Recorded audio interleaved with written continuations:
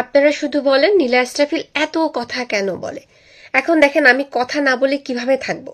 নাসিরউদ্দিন পাটোয়ারি বলেছে যে যারা গণঅভ্যুত্থানে অংশগ্রহণ করেছে তারা শুধুমাত্র পার্লামেন্টে যেতে পারবে, আর বাকিরা যেতে পারবে না। এখন আমাকে নাসিরউদ্দিন পাটোয়ারি কাইন্ডলি একটু বলবেন কি যে তারা কোন ভিত্তিতে পার্লামেন্টে যাবে, কোটার ভিত্তিতে নাকি মেধার ভিত্তিতে? মানে আপনারা তো, মানে আমরা আন্দোলনটা কেন করেছিলাম কোটা না মেধা, মানে কোটার বিরুদ্ধে আমরা আন্দোলন করেছিলাম যে কোনো কোটায় মানুষ চাকরি পেতে পারবে না, কোটায় বিসিএস হবে না, কোটায় সরকারি চাকরি পাবে না, কোটায় এটা হবে না, কোটায় ওইটা হবে না, মেধা লাগবে, মেধার উপরে জাজ করে তারপরে হচ্ছে যা কিছু ঘটবে মেধার উপরে জাজ করে ঘটবে। এখন আপনি যে দাবিটা করেছেন সেই দাবিটা কিসের ভিত্তিতে করেছেন? কোটার ভিত্তিতে করেছেন নাকি মেধার ভিত্তিতে করেছেন? কারণ আপনারা তো হচ্ছে আর সাধারণভাবে যেভাবে ইলেকশনে জয়ী হয়ে মানুষ পার্লামেন্টে যায় সেটাতে আপনারা যেতে পারবেন না।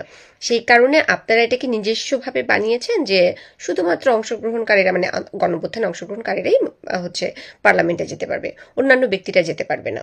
আরেকটা কাজ করেছেন আপনারা হচ্ছে একজন রিক্সা চালককে ৮ আসনের নির্বাচন প্রার্থী বানিয়েছেন।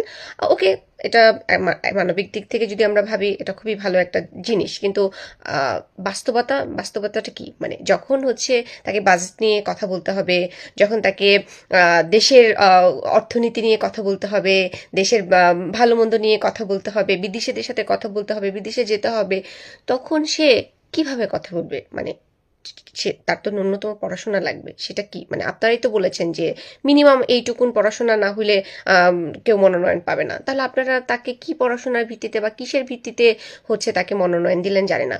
ওইদিকে আসিফ বলেছে মিনিমাম 20 কোটি টাকা লাগে নির্বাচন করতে হলে। তাহলে রিক্সাওয়ালা ভাই 20 কোটি টাকা কোথা থেকে আনবে? মানে সেটা ব্যবস্থা কি আপনারাই করে দিয়েছেন?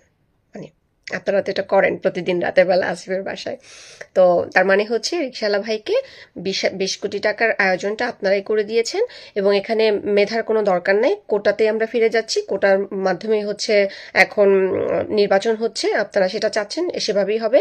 আরেকটা কথা বলেছেন ওই ভদ্রলোক রিক্সা চালক মামা বলেছেন যে নর্তকীরা যদি হচ্ছে পার্লামেন্টে যেতে পারে তাহলে একজন রিক্সা চালক যেতে পারবে কিনা। আচ্ছা, আপনারা বলেছেন, মানে